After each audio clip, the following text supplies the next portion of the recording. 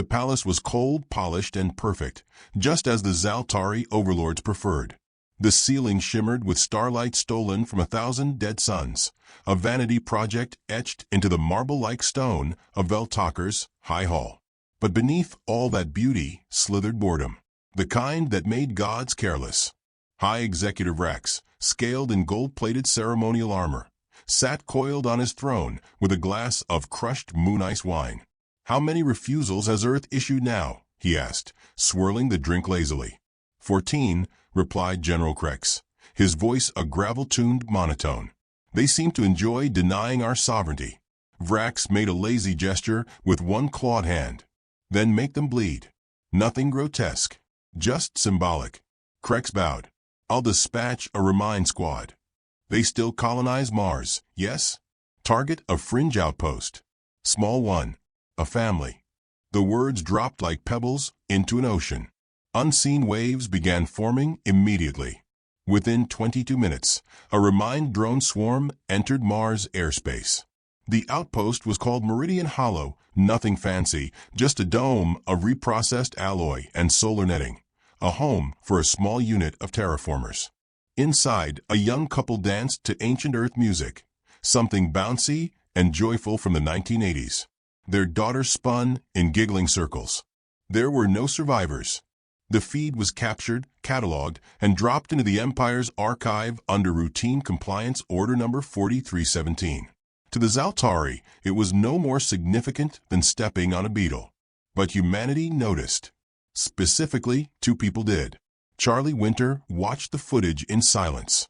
He sat motionless in the living room of a cabin buried deep in a pine forest. A hunting rifle leaned against the wall. The fire crackled, but his blood didn't. Ray stood across from him, arms folded, jaw clenched, eyes fixed on the screen. When it ended, she didn't speak. Neither did he. They had known her as M, Ray's sister, Charlie's sister-in-law, and the child that was Lily, bright-eyed, curious, sweet. She called Ray Auntie Rain. Her voice still echoed in Charlie's memory, laughing at bubbles in the greenhouse, asking questions about Earth's extinct animals. Gone. Just like that. The flames popped, expelling sap. Still no words. Finally, Ray turned to a black case beneath the floorboards. She keyed in the code, an old muscle memory ritual, and the lid hissed open.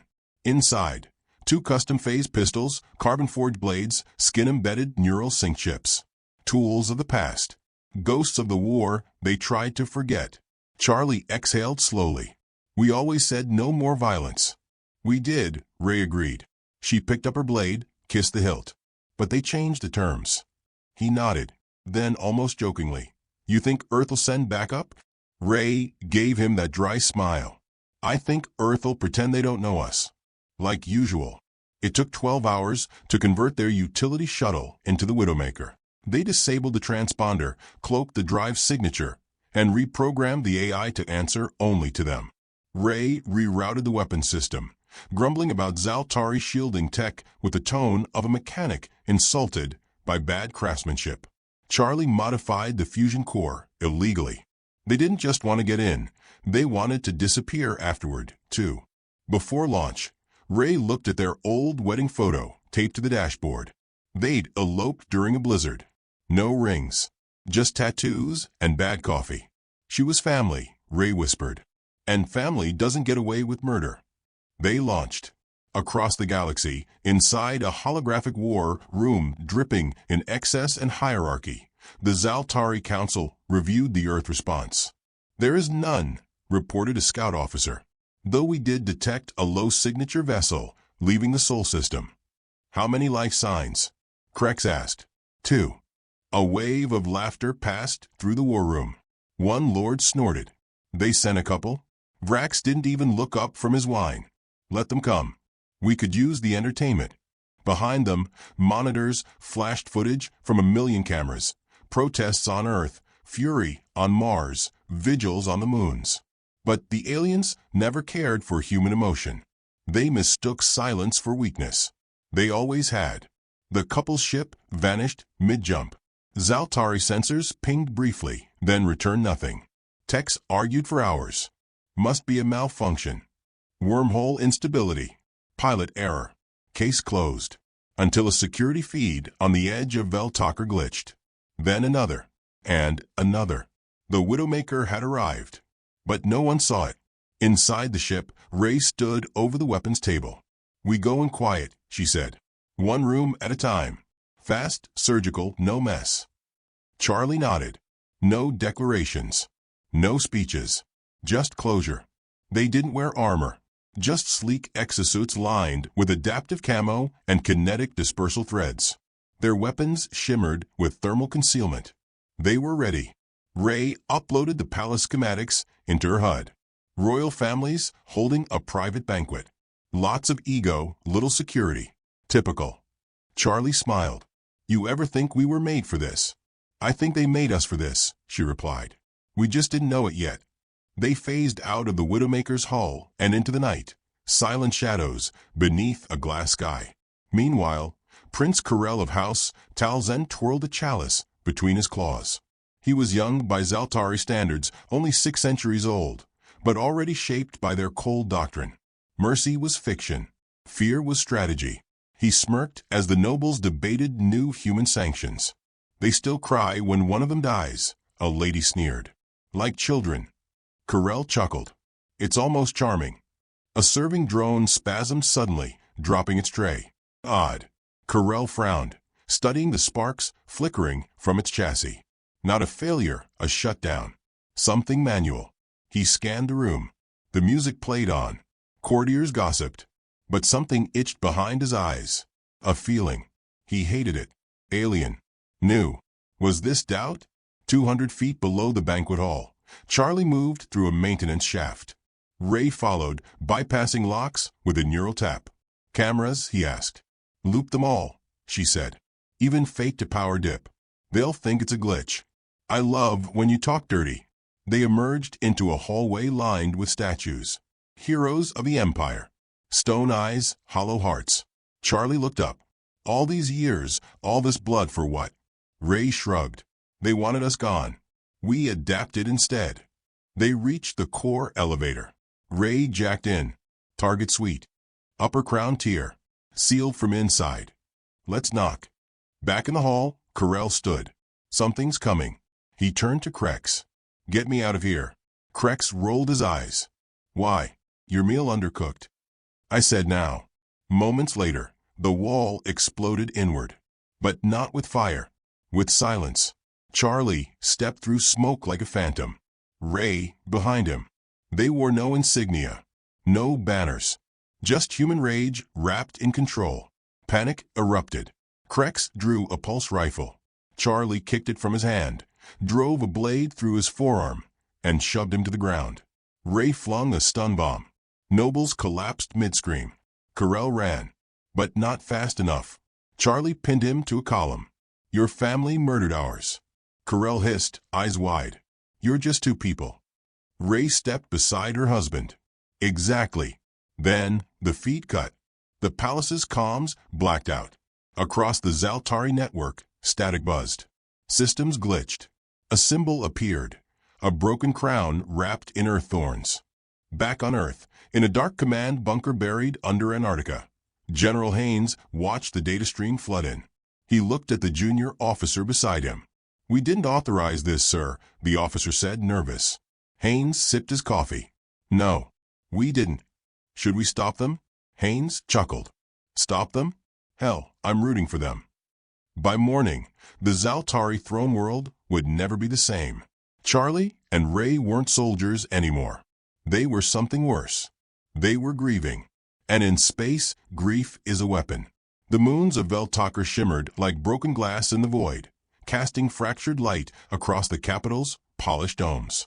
Below, the royal citadel loomed, half cathedral, half fortress, its exterior etched with the faces of 1,000 generations of Zaltari overlords. The building pulsed with arrogant silence, the kind earned through centuries of unchallenged power. But tonight, something moved beneath the marble floors. Something that had never been there before. Ray adjusted the cloaking band on her wrist, its soft hum syncing with her breathing. The hallway flickered in and out of distortion, the light bending subtly around her silhouette. Charlie crouched beside her, fingers tapping across the interface of a stolen Zaltari security node. 2 guards, 30 meters. Light armor. Stupid expressions, he whispered, half smiling. Non-lethal or cleanup? She asked. He glanced down the corridor where the royal guards stood in bored conversation, their weapons slung lazily. They're standing between me and vengeance. What do you think? Ray smirked, tapped her temple. Sink in 3, 2, 1. They moved like ghosts. Charlie took the left. His blade hissed as it punctured the soft gap beneath the guard's armpit. A twist, a catch, and the body folded soundlessly. Ray hit the other with a neural spike, a palm-sized device that delivered a microburst of energy straight into the synaptic core. He seized up mid-word and crumpled before finishing his thought. They dragged the bodies behind an ornamental pillar. One wore a ceremonial cape with house insignia stitched in real starlight. Ray spat on it. "Empire's soft," she muttered. "They don't expect someone to touch their gods." Charlie didn't reply. He was already mapping their next move. 2 levels up, the royal banquet continued. Alien nobles draped in glimmering bioglass robes sipped fermented moon sap and gossiped about planetary acquisitions. Prince Corell leaned lazily over the balcony, bored by it all. He'd lived through 3 human wars, never once felt threatened. Their kind were loud, emotional, inefficient. But lately, something had changed. A whisper. An instinct. It itched behind his skull like a signal out of tune.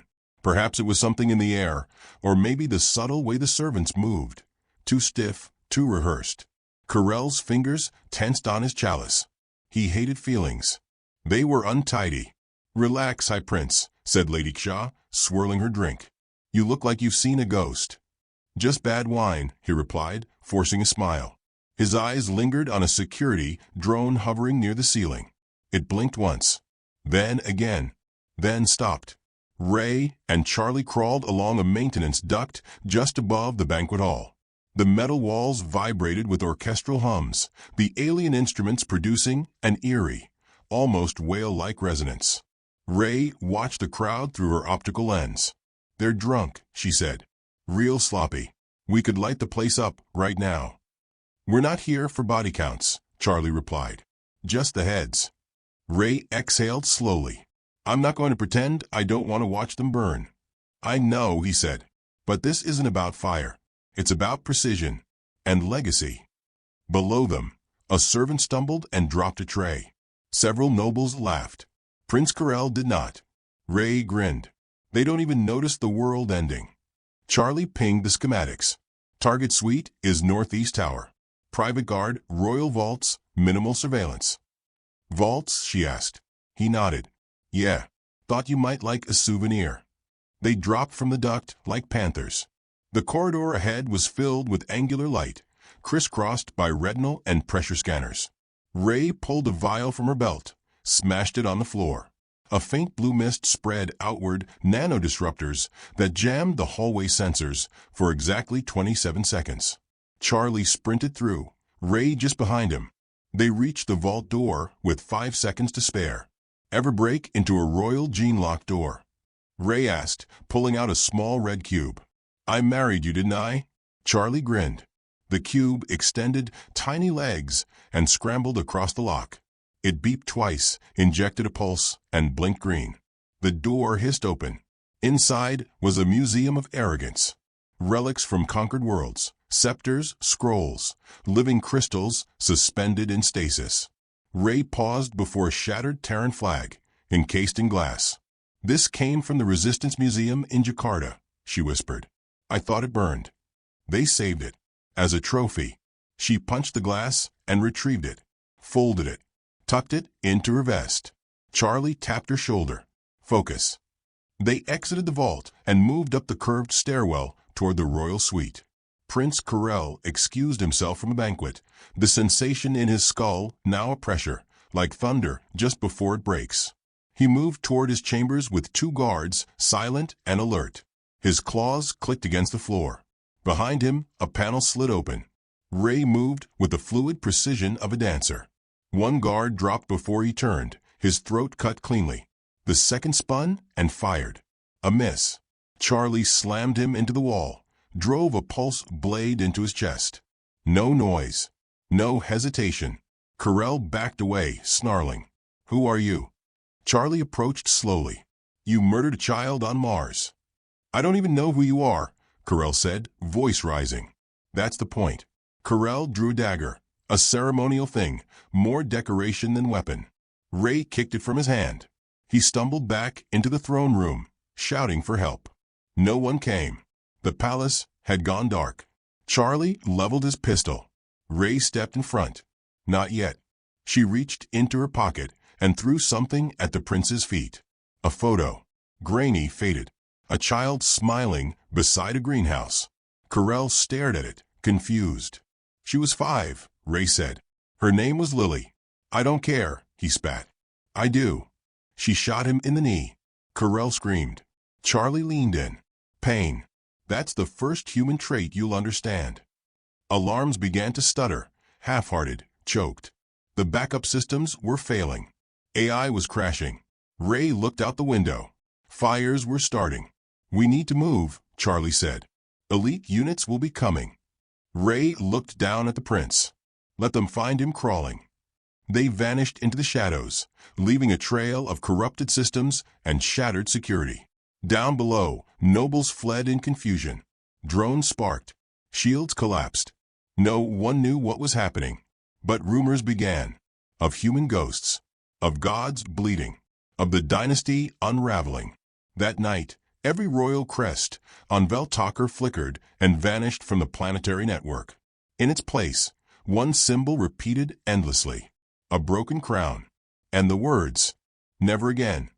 By the time emergency response forces breached the upper tower, Ray and Charlie were gone. The guards they passed along the way remembered nothing, except the silence. And the eyes. Eyes that didn't scream war. They screamed justice. The Empire had expected rage. What they got was precision, and it terrified them more. In the command spire above the central court, the Queen Mother watched the footage in horror. She didn't scream. She didn't move. Her advisors surrounded her, murmuring of assassination, rebellion, sabotage. She said only one thing, find them. But it was already too late. They were gone, and they'd taken the crown with them. The inner sanctum of a Veltalker palace had never been breached. Not during the pirate wars of the Alarith Belt. Not when the Ulnar Confederacy detonated a star just to rattle the Zaltari. Not once. The Royal Core was a myth in motion, fabled for its living walls, shielded by neural-gated vaults, and watched over by centuries of elite, bloodborne guards. And now, Charlie Winter was walking through it like he owned the place. He moved in absolute silence, one footfall after the next along corridors lit with soft bioluminescent blue. The air was unnaturally clean, no scent, no dust, no imperfections. Ray's voice buzzed in his comms. 30 meters ahead. You'll see 2 branching paths. Left goes to the data spine. Right leads to the gene crypt. Targets, he asked, voice low.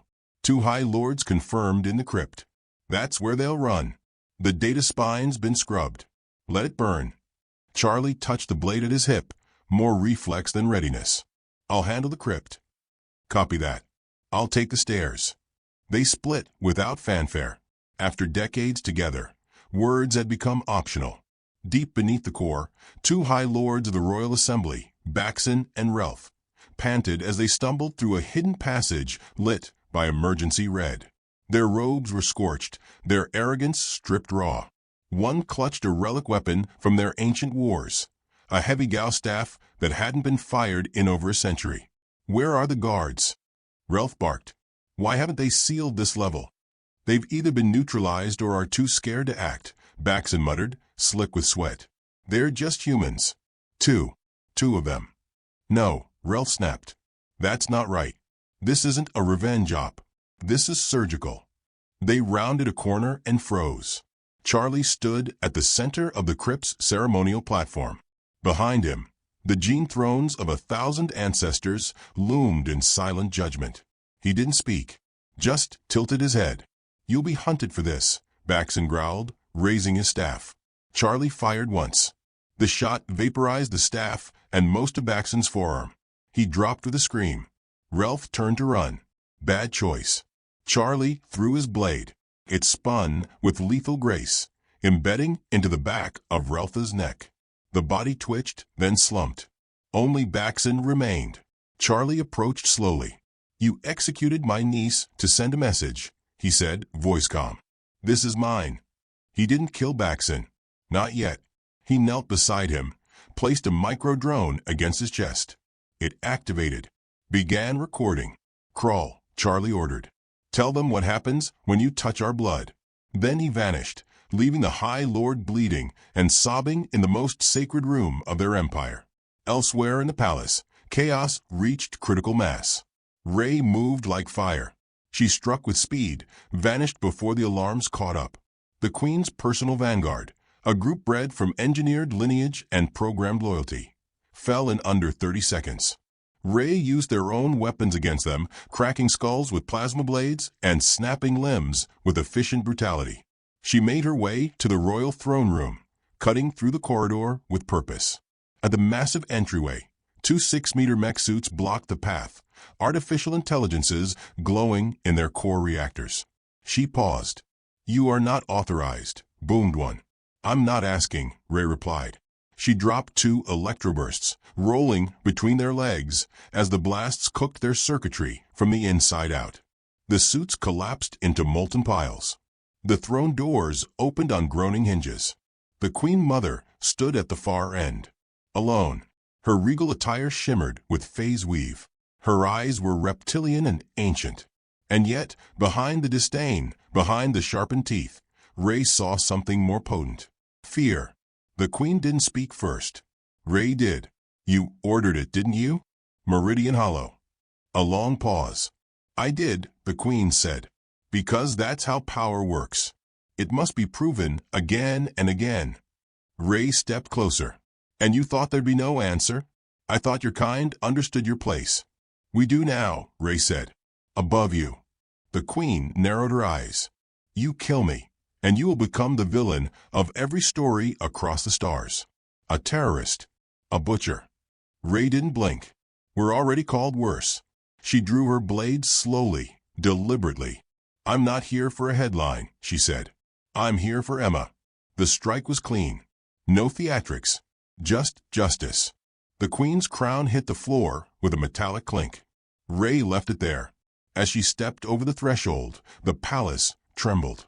Charlie's voice came through her calm. "We're done here." "I know," she said.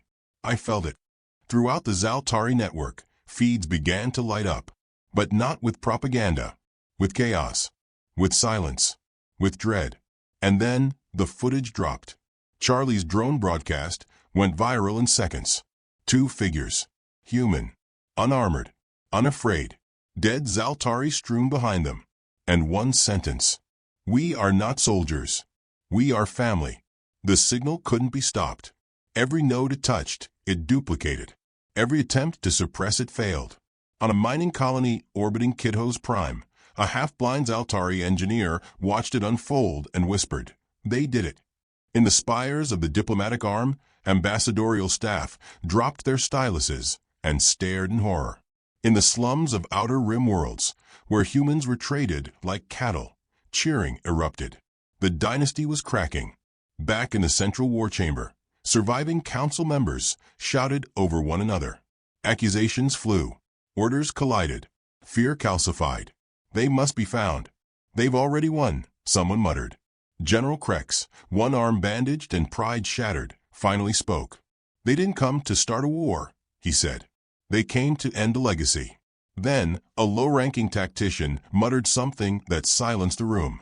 "Have you ever seen a species evolve during a war?" Nobody answered.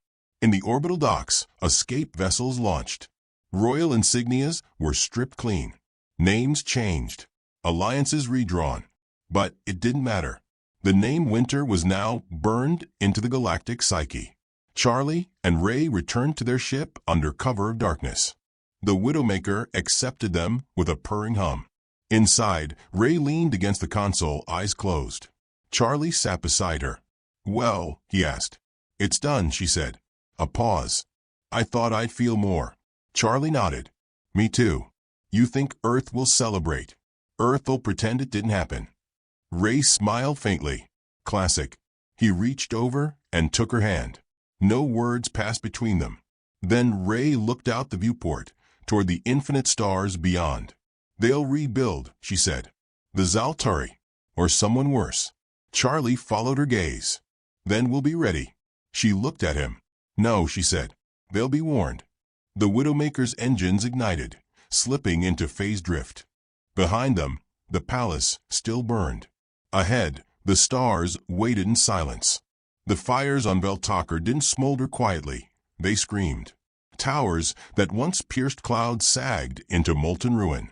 Noble houses collapsed under their own insignia. The smoke danced in the artificial winds of the planetary capital, black and bitter with the scent of a fallen dynasty. But above it all, in the atmosphere where the Zaltari thought themselves gods, a ship too small to track held orbit in a pocket of warped phase space. Invisible, untouchable. Inside, Ray adjusted the video feed on the console, scrubbing back and forth through the footage they'd captured. Every kill, every breach, every moment that would rewrite the balance of power in the galaxy. Charlie leaned against the bulkhead, arms crossed, silent. She could feel his eyes on her. Not judgmental, just waiting. This isn't revenge porn, Ray muttered. It's testimony. He nodded slowly. Truth has sharp edges. Let them bleed. Ray selected 3 clips. The Queen's execution, Carell crawling through his own palace, and a final quiet moment. The two of them walking away from the throne room, unarmored, unstopped. She edited it down to 2 minutes and 44 seconds. No music. No voiceover. Just raw footage and a single phrase at the end. Touch one of ours, and we bury all of yours. She hit upload. The Widowmaker's external transmitters powered up, bouncing the signal through 100 black market relays, pirate satnets, derelict war buoys from Earth's last rebellion. The message didn't just go to the Empire. It went everywhere. Mining colonies, slave worlds, independent fringe systems, human settlements too small to chart, Zaltari outposts too arrogant to monitor their own feeds. Within minutes, the galaxy was watching. And for the first time in 300 years, the galaxy was afraid of Earth. Inside the royal capital, the remnants of the Zaltari elite gathered in a panic-stricken council. The throne was empty. The Queen's blood hadn't been cleaned. No one wanted to touch it. The surviving High Lords shouted over one another, voices filled with both fear and fury. They've exposed us. This is an act of species terrorism. 2 humans. 2. And they crippled our order. A lone historian from the lower archives stepped forward. Old, blind in one eye, more dust than flesh. He cleared his throat. There was a prophecy. The chamber fell silent. He raised a gnarled finger toward the flickering feed. Of pale reapers. 2 figures who would come not to wage war, but to end it. Not to conquer, but to remind the galaxy of its first truth. Humans don't kneel. A younger lord scoffed. You believe in myth. The old historian simply said, do you believe in coincidence? Elsewhere, the signal reached the outer colonies. In a rusted outpost orbiting Tel 9, a group of human children huddled around a flickering projector, watching the footage in stunned silence. One of them, a girl missing her left eye, marked by the Empire's punishments, stood slowly. I want to be like her, she whispered. On the other side of the galaxy, in a private chamber of the Galactic Trade Alliance, 3 non-human species watched the footage on repeat. The leader, a crystalline being known only as Vess, tapped a clawed digit on the screen. This changes everything, Vess said. You want to ally with humans now. I want to not be next. In the Widowmaker, Ray didn't blink as the numbers rolled in, shares, mirrors, open broadcasts. Some in defiance, others in awe, a few trembling. Charlie stared at the old wedding photo taped to the wall, the one where Ray had purple dye in her hair, and he still wore aviators like it was a personality trait. He smiled faintly. Think we're heroes now? Ray shook her head. We're a warning. There was a pause. Then she added softer. But Lily would have liked that. Charlie looked away. Not out of shame. just to hold the weight in private. She deserved a quiet life, Ray said. We all did. But quiet never made us, Charlie said. No, Ray replied. Lost did. The console blinked. An incoming message. Encrypted. Origin unknown. Ray looked at Charlie. He raised an eyebrow. She opened it. A single line. You've started something you can't stop. Are you ready? Attached was a short feed footage from deep space. Not from the Empire. Not from human sectors. Something else. A ripple in the dark. A shadow moving through systems at lightless speeds. No known ship signature. No biological trace. Just absence. Charlie narrowed his eyes. You think it's a threat? I think it's a reminder, Ray said. This galaxy was never simple. We woke them up, Charlie murmured. No, Ray said. We showed them what we can be when you take everything from us. Charlie pushed away from the wall. So what now? We go back to the cabin? Plant tomatoes? Get old and boring. Ray leaned back, eyes on the stars. We don't get to go back. Not anymore. He stepped beside her, rested his forehead against hers. Then we go forward. They stood there for a while, watching stars blink in and out across the void, the silence between them warm and steady. Then Ray smiled, faint but real. We made history, she said. Charlie smirked. Let's make them regret forgetting it. The Widowmaker turned toward the edge of mapped space, engines humming in the quiet. And in every corner of the galaxy, people, human and alien alike, felt the tremble of something new being born. Not a rebellion, not a war, but an awakening. And somewhere, far beyond the reach of any signal, something ancient stirred. Not Zaltari, not human, something watching, waiting, measuring. The Widowmaker vanished into phase drift, leaving behind only echoes. And a message that would outlive them all.